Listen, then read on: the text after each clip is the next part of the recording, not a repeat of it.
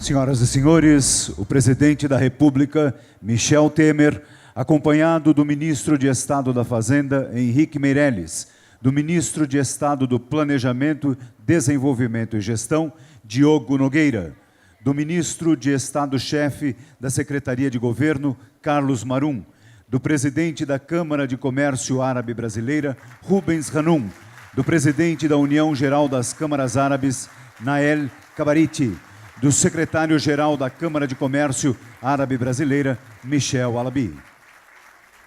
Excelentíssimo senhor presidente da República, Michel Temer, justamente homenageado hoje aqui por este fórum.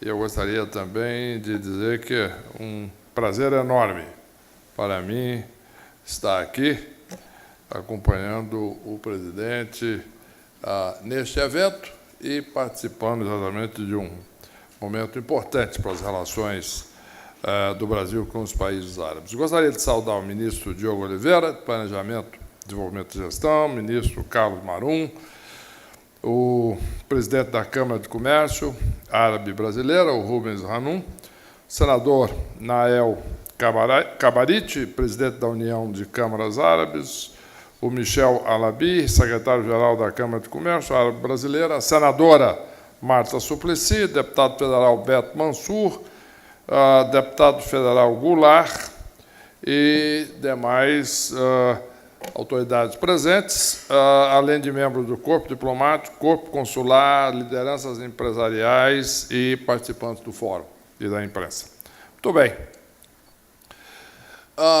Desde o início do nosso trabalho, ele foi dividido em duas frentes na área econômica. O presidente Temer enfrentou e fez e venceu, está vencendo um desafio numa ampla gama de reformas e de ações do governo. Na área econômica, o nosso foco foi em duas frentes. A primeira é tirar o Brasil da pior recessão da sua história.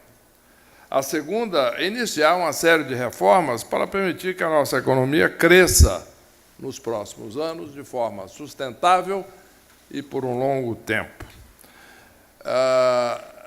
Nós consideramos que a primeira tarefa está encerrada. O Brasil, de fato, já está crescendo. Cresceu já em 2017, e isso depois de 2 anos de crescimento negativo de 3,5%. Para 2018, a nossa expectativa é um crescimento de 3%, o que é um crescimento substancial, já vindo de toda esta recessão, e isso é partilhado pela maior parte dos analistas. A segunda tarefa, e isso eu gostaria de enfatizar, foi a criação de condições para o Brasil crescer de forma permanente, isto é, continuar crescendo e evitar aqueles altos e baixos que caracterizaram no passado a economia brasileira e, além disso, de forma mais produtiva, aumentando a capacidade de todos de produzir mais, ganhar mais, trabalhando no mesmo número de horas. Portanto, houve um avanço em diversas direções nesses dois desafios básicos. Diversas medidas que resultarão em importantes transformações na forma como a nossa economia funciona. Suas implicações não foram ainda integralmente percebidas, mas elas vão ficar claras com o passar do tempo e as mudanças na economia brasileira e a capacidade do Brasil de gerar mais renda e mais emprego. Acreditamos, portanto, que o crescimento do Brasil será maior do que hoje se espera nos próximos anos. As reformas eu dividiria em 3 eixos: fiscal, redução de juros bancários e eixo do ganho da produtividade. Em primeiro lugar, foi estabelecido um teto de gastos, que é um limite para o crescimento das despesas do governo, da União. Após 25 anos de crescimento do Estado, este agora já começou a deixar espaço cada vez maior para o setor privado, isto é, investidores, empresários e consumidores, e cidadãos e cidadãs. Outro projeto da maior importância, já em implantação, foi o regime de recuperação fiscal dos estados, né? Tratou-se da criação de mecanismos de refinanciamento dos estados com problemas fiscais. Temos agora o exemplo do Rio de Janeiro, né, que já está em andamento. Portanto, há um mecanismo de refinanciamento dos passivos do Estado, de todas as dívidas e etc., tendo como contrapartida a adoção de um plano de recuperação que pressupõe diversas medidas de ajuste, né? Além disso, houve uma redução da dívida do BNDES junto ao Tesouro Nacional, fundamental, que já é um processo em andamento, e também a reformulação do sistema de financiamento para aqueles estudantes que não têm condições, mas que têm que estar sujeitos a pagar mensalidades de universidades privadas, né? Porque isso é muito importante, cada vez mais o sistema privado ajudando e complementando o setor público na educação brasileira, mas é importante respeitar a capacidade de pagamento do aluno. E o novo FIES faz exatamente isso, além de focar o benefício nos estudantes de menor poder aquisitivo, né, de famílias de menor poder aquisitivo.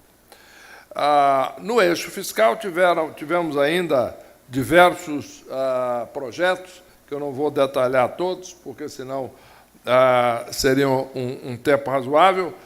O projeto de cessão onerosa, de um acordo da Petrobras com a Petrobras para a exploração do petróleo, mudanças na gestão de risco do setor rural, melhorando a capacidade e a avaliação para pagamento das atividades rurais, evitando esse alto índice de problemas que os agricultores muitas vezes têm, não é?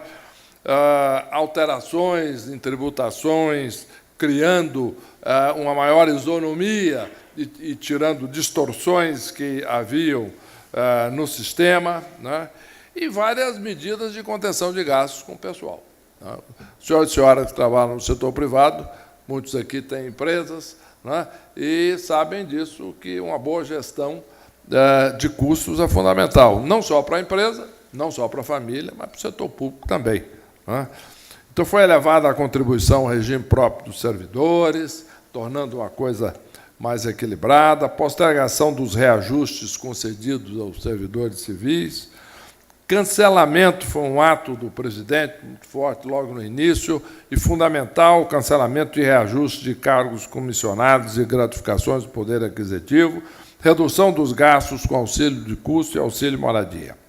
Muito bem. Houve também uma série de medidas na redução dos juros bancários, né? A transformação do crédito rotativo do cartão de crédito, que é um crédito caro e muitas vezes o consumidor não percebe, em crédito parcelado, obrigatoriamente após 30 dias. Porque antes o banco podia deixar o sistema de crédito mais caro por um longo tempo e o consumidor, às vezes, só ia perceber isso quando ia pagar a conta. Agora, não. O banco tem que transformar isso em crédito parcelado, com uma taxa de juros muito menor, imediatamente depois de 30 dias no máximo. Diferenciação de preço conforme o prazo de pagamento também, dando maior poder de definição mais correta de preços, eliminando que alguns paguem mais e outros menos, dependendo de ser cartão de crédito, ou cartão de débito, ou cheque, ou à vista. Às vezes o comerciante quer dar um desconto para o pagamento à vista, por exemplo, e antes não era possível, agora é, né? A questão da universalização das bandeiras do cartão de crédito também, muito importante para diminuir custos e ser um sistema mais rápido e melhor. A duplicata eletrônica, fundamental para empresas, principalmente médias e pequenas, porque isso permite que o empresário registre a sua duplicata ou o seu recebível numa central nacional digital e que permite, portanto, a todos os potenciais credores verificarem que a duplicata é real, ela existe e não foi dada ainda em garantia, permitindo que o custo do crédito caia muito. Isso já está acontecendo e vai ser cada vez mais importante, mais visível.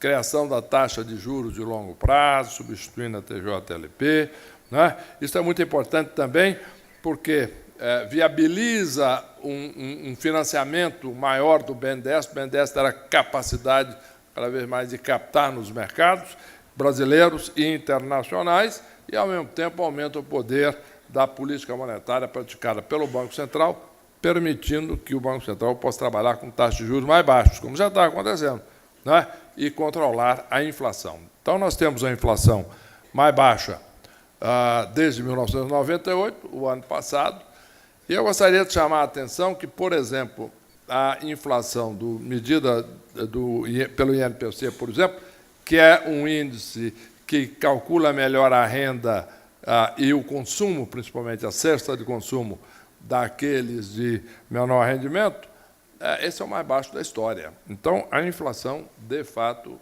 foi controlada por esse governo. Além do mais, nós temos aqui o cadastro positivo, que implica a ampliação da informação, porque o que acontecia no passado, até agora, né, está acontecendo ainda, mas isso está em mudança, já foi aprovado no Senado e agora está na Câmara o projeto, que é o seguinte, se vocês terem uma ideia, o que acontecia antes? Né? Acontece ainda, até a aprovação desse projeto. A pessoa vai comprar. Né? No que vai comprar, tem lá o cadastro. Né? Só que o cadastro só um negativo. Né? O cadastro tem um problema de crédito que a pessoa teve, não sei quanto, está lá anotado. Agora, todo o histórico de bons pagamentos não aparece. Então, para que isso apareça hoje, o cidadão ou a cidadã tem que preencher toda uma burocracia. E a ideia é agora tornar tudo isso automático. Né? Mas existe o direito mantido de cada um. Né? Se alguém não quiser que todos saibam que ele ou ela é um bom pagador, não tem problema nenhum. É só pedir para sair do sistema. Fala, eu não quero que ninguém saiba que eu sou um bom pagador, que eu estou com as contas em dias. Aí alguém vai perguntar, mas por que alguém não gostaria que os outros soubessem que ele tem a conta em dia? Eu não sei. Às vezes a pessoa tem um problema familiar ou alguma disputa, alguma coisa, não está querendo saber que ele está pagando todas as contas em dia. Né? Então, de qualquer maneira, preservou-se aí um direito do consumidor e do cidadão da cidadã de dizer, não, se eu não quero participar. Mas fora isso, todos terão agora acesso ao cadastro positivo. Também uma melhora no sistema de financiamento de taxas para os chamados fundos constitucionais do Norte, Nordeste, Centro-Oeste. Né? Isso é muito importante para viabilizar, de fato, um custo administrativo menor e aumentar também a capacidade de financiamento desses fundos. E um projeto da maior importância, que agora estamos analisando ainda uma revisão da Lei de Recuperação Judicial e de Falências. É muito importante para ter um processo equilibrado, etc., e que permita algumas coisas. Vou lhes dar um exemplo que eu vi há alguns anos. Uma empresa que entrou em processo de recuperação judicial, empresa normal, com problema, teve uma dificuldade transitória, mas que tinha uma subsidiária muito valiosa, muito boa. E tinha várias subsidiárias boas, mas essa, particularmente, era muito valiosa. E a direção da empresa, os acionistas, mais os diretores da empresa, fizeram a proposta de vender aquele ativo. Apareceu um comprador querendo pagar um preço justo, correto. Muito bem, fez uma assembleia de credores, os credores concordaram. A assembleia dos trabalhadores, os trabalhadores da empresa concordaram. Todos concordaram. Era benefício para todo mundo, para os acionistas, para os dirigentes, para os trabalhadores, para os credores, porque quem entrar recursos ia viabilizar a saída da empresa da concordata. Ou, no caso da recuperação judicial agora. Qual foi o problema? Qual foi o resultado disso? Os advogados falaram para o comprador que não podia, não devia fazer isso. Por quê? Porque correria o risco judicial de herdar a dívida inteira da companhia, não só dessa subsidiária. Muitos aqui conhecem esse tipo de problema. Então, isso é uma das coisas que a lei vai resolver. Né? Vai permitir que a empresa em recuperação judicial possa tomar crédito novo e várias coisas nesse sentido. Além de várias coisas visando a aumentar a produtividade do país. Né? Muito importante isso. E o Brasil começa a ser reconhecido. Né? O Brasil, por exemplo, Eu me lembro, no passado, nós tínhamos que negociar, alguns ainda devem se lembrar disso, com o Clube de Paris. O que é o Clube de Paris? É o clube dos países ricos, ou melhor, o clube daqueles países que são credores. Depois, esse clube ampliou-se, e não é só dos ricos, mas todos os países credores, aqueles que não são devedores de outros países, mas são credores. O Brasil era devedor do Clube de Paris, devedor do FMI, etc. Pagou tudo, né? O Brasil hoje já passou a ser credor do FMI. E, finalmente, depois de décadas, o Brasil foi convidado e passou a ser um membro do Clube de Paris, isto é, agora nós nos reunimos com outros credores para verificar como é que nós vamos resolver dívidas que países de outros continentes, países mais pobres, pequenos, etc., que têm com o Brasil. Então, nós estamos já mudando. Mas isso mostra que o país mudou de nível, mudou de patamar, é respeitado hoje no mundo, etc. A reforma trabalhista e a terceirização, fundamental para aumentar a produtividade das empresas. Todos os senhores e senhoras conhecem isso, sabem qual é o problema, mas isso está já mudando. A lei trabalhista, a reforma trabalhista vai ter um impacto muito grande, cada vez maior, na economia brasileira. E uma série de medidas nesta direção, né? Privatização da Eletrobras. Muitos se lembram, eu vou apenas mencionar esse caso, que é uma coisa que aqueles que viveram isso, né? Lembram-se da década de 90, na época em que a Telebrás era estatal e todo o sistema telefônico era estatal, aqui em São Paulo não se conseguia uma linha telefônica nova. Tinha que pagar alguém que tinha. Então, eu chegava para você e comprava uma linha telefônica. Hoje em dia, é uma brincadeira, nem se fala nisso. Onde é que já se viu comprar a linha telefônica? Você compra o aparelho, não a linha. A linha você paga o uso dela depois. Não, naquela época não tinha, porque faltava capitalização por parte do setor público na Eletrobras. Pois bem, isso era caríssimo. Muita gente declarava, tinha que declarar, na realidade, no imposto de renda. Eu comprei uma linha telefônica, está aqui, só está lembrando, né, tal, etc. Agora não, agora mudou isso, está certo? Muito bem, agora nós estamos fazendo algo, o presidente Temer mandou para o Congresso, esse projeto está caminhando, que é a privatização da Eletrobras. Então, fazer a mesma coisa que foi feita na telecomunicação, lá na década de 90, agora em todo o sistema telefônico brasileiro, e isto já é um início de um caminho muito importante aí, de solucionamento de algumas questões fundamentais de custo do país. Uma das questões é o custo de energia, todos reclamam disso. Mas nós temos que enfrentar o problema na base, né? E isso é o que está sendo feito.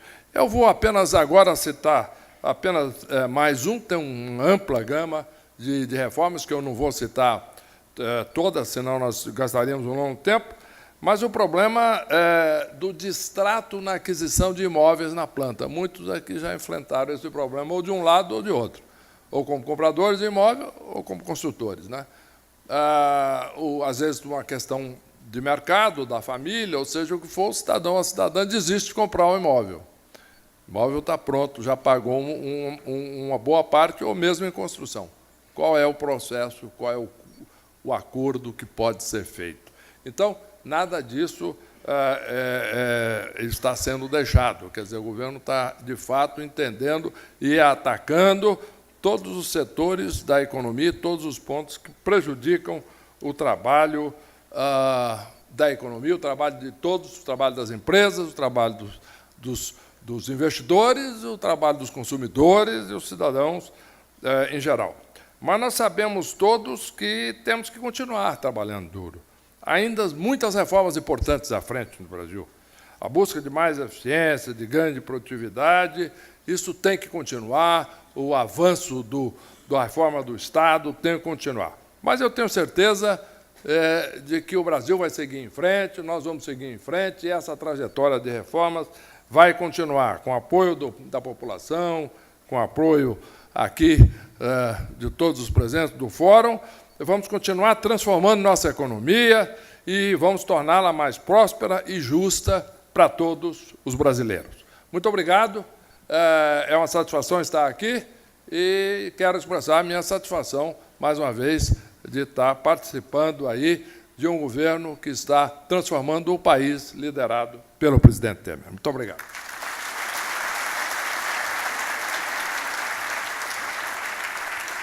Ouviremos a seguir as palavras do presidente da Câmara de Comércio Árabe Brasileira, Rubens Hanum.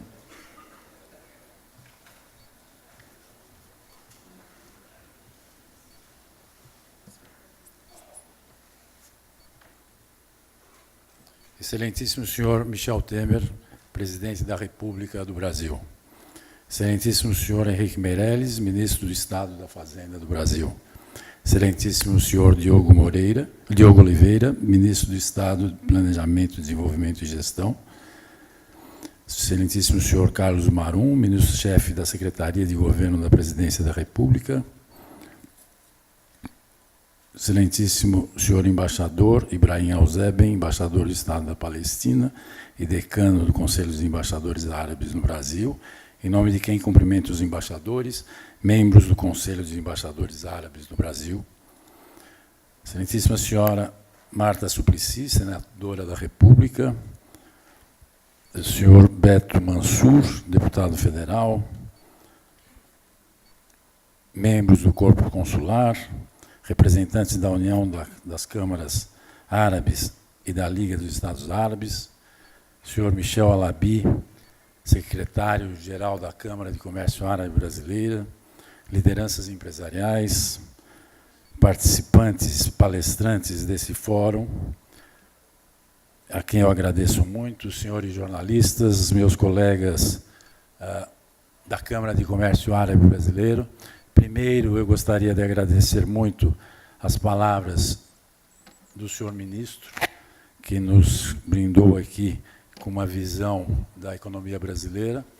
Agradecer também o senhor presidente da República aqui presente, que nos dá a honra da participação. E antes de expressar os meus sentimentos, eu queria só pedir duas palavras do senador Cabarite a respeito da presença aqui. O senador Cabarite é o nosso co-realizador, é o presidente da União das Câmaras, que, junto com a Câmara Árabe Brasileira, está promovendo esse fórum. Por favor.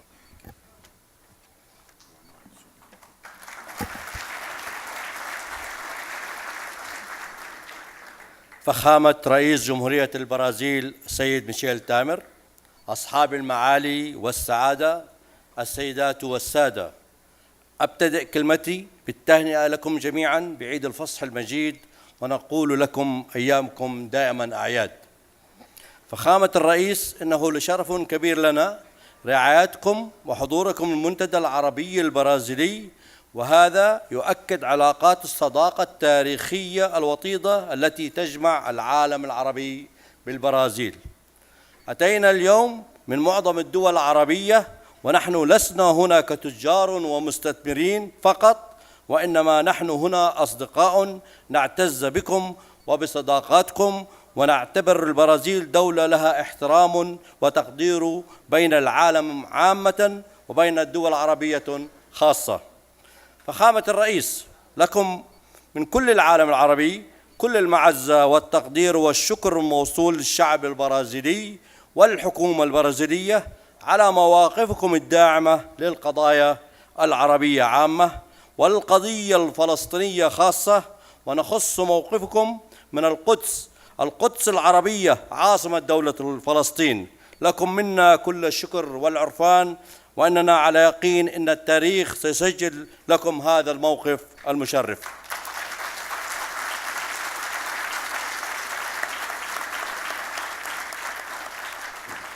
أتيناكم وأيدينا مفتوحة لكم للعمل معا للاستثمار والتبادل التجاري.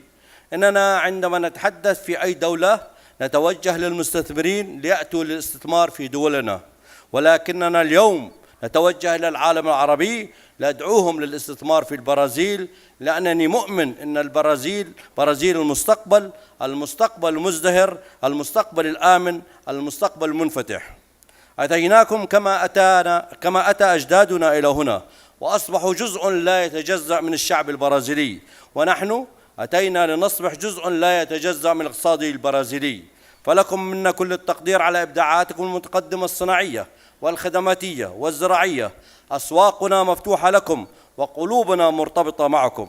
أقول آن الأوان أن نعمل نتبادل الخبرات ونتبادل المعرفة لنحقق النمو مجتمعين ولنبني جيلا نفتخر به مبني على الشراكة والثقة. شاكرين لكم كل ما قدمتوه وتقدموه للعالم العربي، آملين أن يكون لقاءنا لقاء لتمتين الجسور وبناء المستقبل. وفي الختام أتوجه باسمي كرئيس اتحاد الغرف العربية وممثل عن القطاع الخاص العربي بالشكر والاعتزاز للغرفة العربية البرازيلية والقائمين عليها على الدور المميز الذي يقومون به لتوثيق الروابط بين العالمين العربي والبرازيل. والشكر كل الشكر للشعب البرازيلي الصديق على حسن الاستقبال وكرم الضيافة، وشكرا لاستماعكم.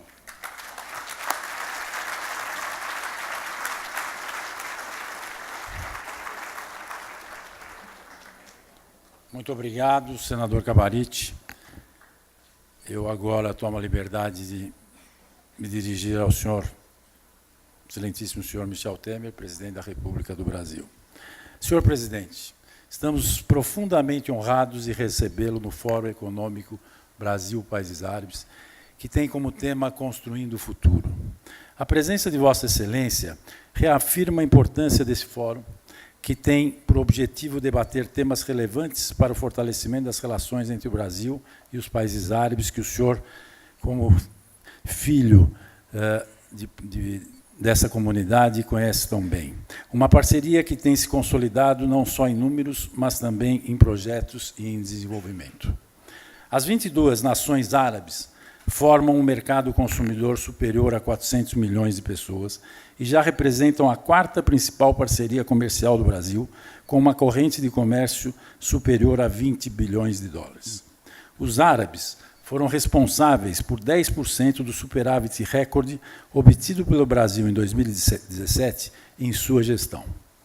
Devem, portanto, ser reconhecidos como países estratégicos para a corrente de comércio e para a geração de divisas ao país. Assim, é fundamental que o Brasil mantenha o espaço já conquistado junto aos países árabes, reconhecidos por serem um mercado fiel e leal.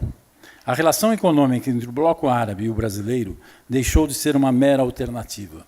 Hoje, ela é prioritária e estratégica.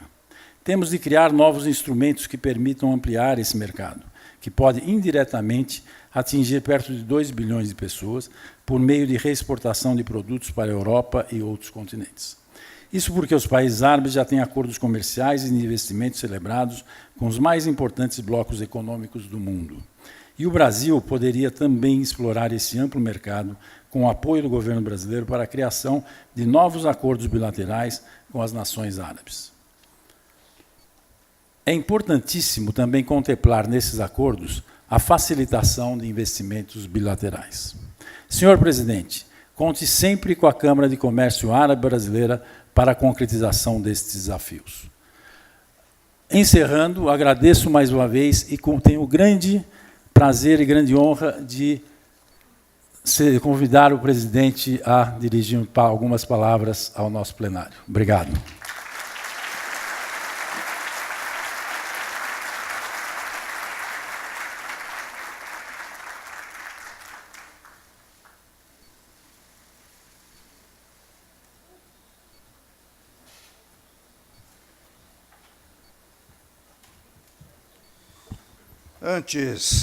Antes de cumprimentar a todos, eu quero registrar o fato derivado da manifestação e da oração do ministro Henrique Meirelles. Os senhores e as senhoras da comunidade árabe brasileira e da comunidade árabe universal ouviram um relato quase completo de tudo o que foi feito neste governo.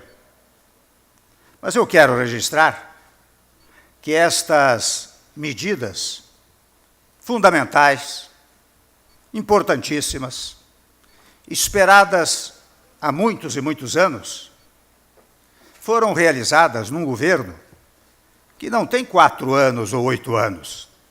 é um governo que tem menos de 2 anos, a significar que basta ter o desejo, a vontade, a disposição para fazer, que no Brasil se faz.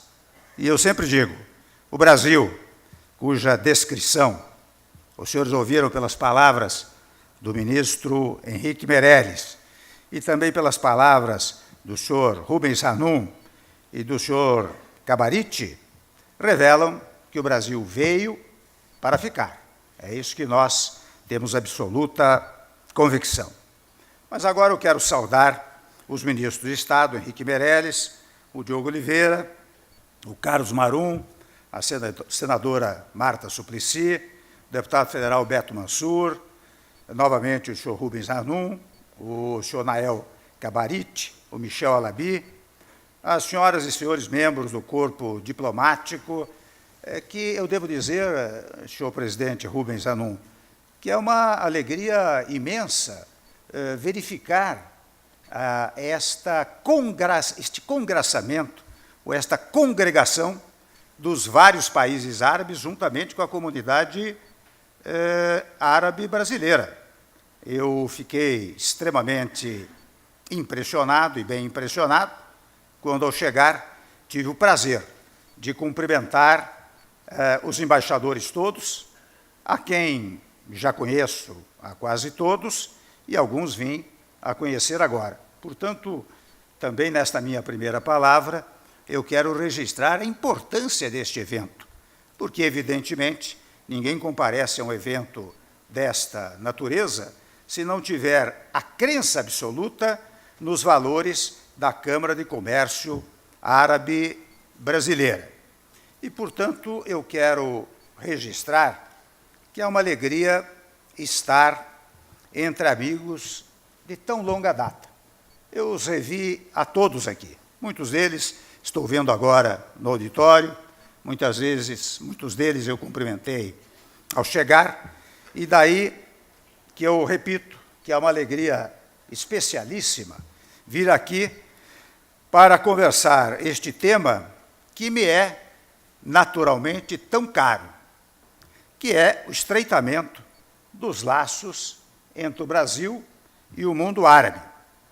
Daí porque, mais uma vez, eu tomo a liberdade de parabenizar a Câmara de Comércio Árabe Brasileira por esta iniciativa. E faço votos, naturalmente, que as discussões neste fórum ajudem, como o título do evento registra, a construir o futuro de nossa relação. De minha parte, eu estou absolutamente convencido de que esse futuro é auspicioso, porque dinâmico e vibrante é o presente dessa relação. Aliás, esta reunião está a indicar a pujança e as potencialidades extraordinárias desta relação, que já é próspera, mas seguirá mais próspera após este evento entre o Brasil e o mundo árabe, porque, afinal, nós temos ligações profícuas com os países árabes, fundadas, naturalmente, em sólidos vínculos, primeiro, humanos, num fluido diálogo político e em denso intercâmbio econômico. Eu não preciso alongar sobre nossos vínculos humanos. Como filho de uma família de Taabura, no Líbano, posso dar meu testemunho de quanto o Brasil tem significado para migrantes árabes e seus descendentes. Aliás, faço um parênteses aqui para dizer que, desde muito criança, eu ouvia dos meus pais, especialmente do meu pai, que veio para o Brasil já com 3 filhos. E aqui é que teve mais 5 filhos. Portanto, veja que eu sou, senhores embaixadores, primeiríssima geração, e estou na posição em que me encontro, a significar também o acolhimento extraordinário que o Brasil dá aos estrangeiros e, particularmente, àqueles do mundo árabe. Mas meu pai dizia, olha, meu filho, o Brasil...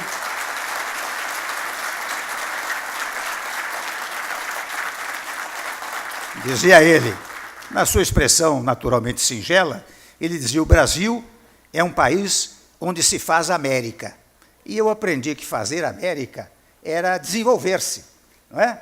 Era desenvolver-se no plano pessoal, no plano material, não é? Porque os que vinham de lá vinham para várias partes da América. Então, vir para a América, no particular vir para o Brasil, era alcançar o desenvolvimento.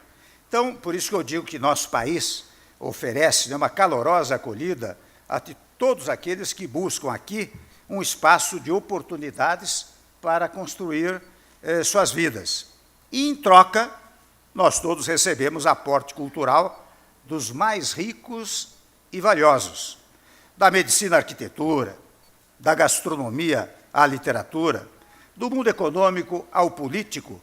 Os árabes fazem sentir sua presença em nosso cotidiano, para benefício de todos nós.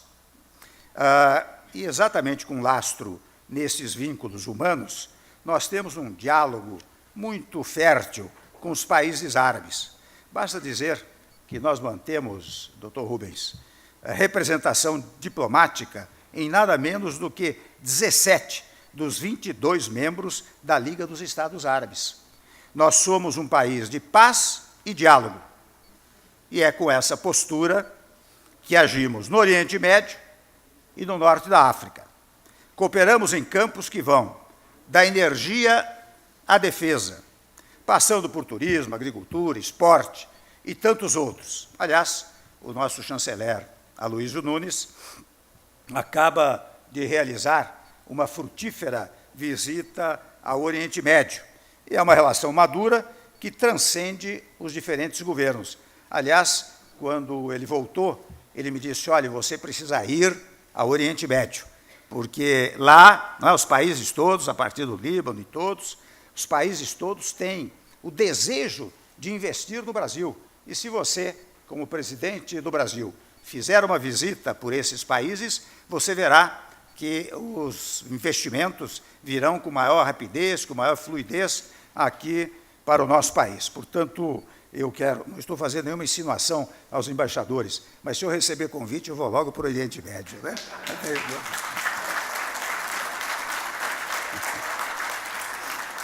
Aliás, tudo isso resulta num denso intercâmbio econômico, não é?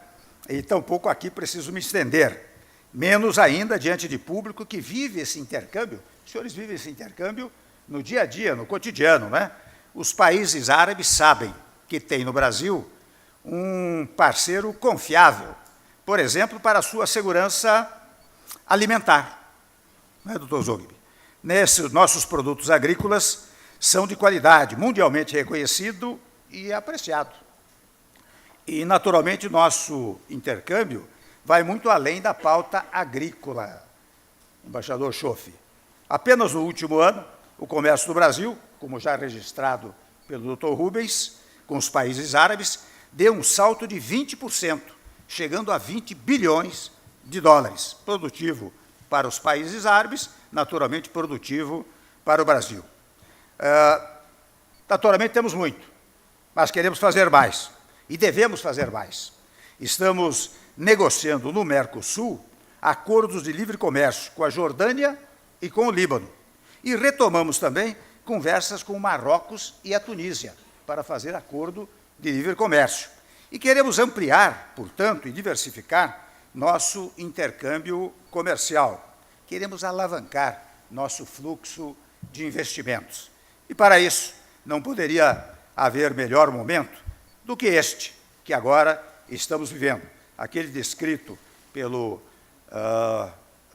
ministro Meirelles e aquele que hoje os senhores percebem do Brasil, porque nós estamos saindo, convenhamos, da pior recessão da nossa história e ingressando numa fase de crescimento cada vez mais vigoroso e sustentável. E é por isso que eu tenho dito, eu repito o que disse no começo, que o Brasil voltou e voltou para ficar. E até digo aos senhores que nestes quase 2 anos de governo, não foram poucos os embaraços e as oposições que nós sofremos. Até gente disposta a desestabilizar o país com gestos extremamente irresponsáveis, que têm naturalmente repercussão internacional. E as pessoas que agem dessa maneira não se apercebem, ou seja, não sentem a brasilidade no seu coração, porque sabem que gestos desta natureza comprometem e criam problemas nos aspectos internacionais. Mas, apesar de tudo isso, tal como descrito pelo ministro Meirelles, nós vencemos todas as dificuldades, não só de ordem econômica, como outras tantas, e chegamos onde estamos. Portanto, com coragem e responsabilidade, nós implementamos uma agenda de reformas que recolocou o país de volta nos trilhos. Vejam o quanto fizemos em menos de 2 anos. E eu não vou repetir aqui tudo o que foi feito, o nosso ministro Meirelles já o fez, mas dou 2 exemplos interessantíssimos, fundamentais. Os senhores sabem que a Petrobras, por exemplo, há coisa de 2 anos, 2 anos e meio atrás, hoje explora o pré-sal, ela era tida quase, se me permite a expressão um pouco mais forte, como palavrão. Hoje, a Petrobras recuperou o seu prestígio e recuperou o seu fluxo econômico. Hoje, quem tinha ação da Petrobras há 2 anos atrás ganhou muito, porque a ação da Petrobras cresceu muito. Há poucos dias, o Caffarelli, presidente do Banco do Brasil, me ligou e disse, olha, vou lhe dar uma boa notícia. Quando nós chegamos aqui, a ação do Banco do Brasil estava em R$15, hoje está em R$45, a significar que o patrimônio, que era de 35 bilhões do Banco do Brasil, hoje está em mais de 130, 140 bilhões. Quando nós chegamos ao governo, a Bolsa de Valores, aqui de São Paulo, a Bolsa de Valores registrava um pico de 42 mil pontos. Hoje atinge um pico de 87 mil pontos, a revelar, portanto, a confiança que os investidores brasileiros e os investidores estrangeiros têm no Brasil. Então, por mais que as pessoas protestem, por mais que as pessoas tentem segurar o desenvolvimento do país, não conseguem, porque o Brasil é maior do que todos. E nós estamos seguindo nessa trilha, estamos trazendo o Brasil, convenhamos, para o século XXI. Já se falou na inflação, já se falou na queda dos juros, não é? E, portanto, são muitas as conquistas. Mas eu gostaria muito de ressaltar aquela que foi condição para todas as demais, que é a retomada do diálogo. Os senhores vejam que aqui nós não estamos fazendo mais do que dialogar. Os senhores e as senhoras não estão fazendo mais, ao longo destes dias, do que trocar informações, do que dialogar, do que conversar, do que meditar, de como fazer o entrosamento entre nossos países. Pois bem, o diálogo, que foi o nosso método, é que nos permitiu chegar até aqui, diálogo com o Congresso Nacional, diálogo com a sociedade, né? Isto que nos permitiu alavancar o nosso país. Portanto, nós sempre acreditamos na responsabilidade como princípio e no diálogo como método. Responsabilidade fiscal, de um lado, responsabilidade social, de outro lado. A fiscal, descrita pelo ministro Meirelles, quando falou do teto dos gastos, da queda da inflação, da queda dos juros, não é? E outras tantas medidas que foram tomadas nessa atividade. A social, quando nós não abandonamos os mais vulneráveis, os mais pobres, quando nós aumentamos os valores do chamado Bolsa Família, quando nós, por exemplo, ao tratarmos do Bolsa Família, não o tomamos apenas como um programa de natureza assistencial, mas como um programa episódico e necessário neste momento, porque, evidentemente, o desejo de todos os que estão no Bolsa Família é o de progredir.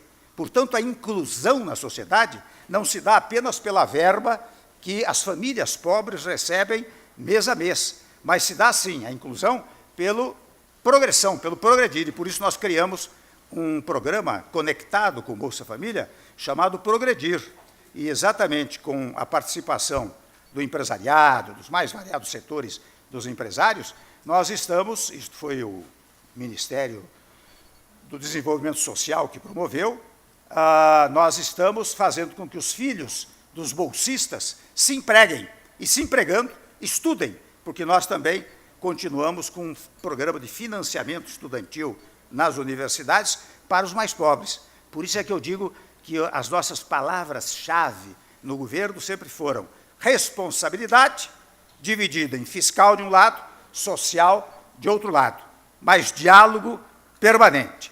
Portanto, é com isto, meus amigos e minhas amigas, que nós seguiremos no bom caminho em que estamos, o caminho do crescimento, da prosperidade. Portanto, ao agradecer a gentileza do convite, não é, que muito nos honrou, a mim e aos ministros que me acompanham, eu convido aqui todos os presentes, brasileiros de nascimento ou de coração, a serem nossos parceiros nesta caminhada que, naturalmente, nós continuaremos juntos. Senhor senador, em última palavra, eu digo, invistam no Brasil. Vale a pena, porque nós vamos crescer cada vez mais. Muito obrigado. Shukran.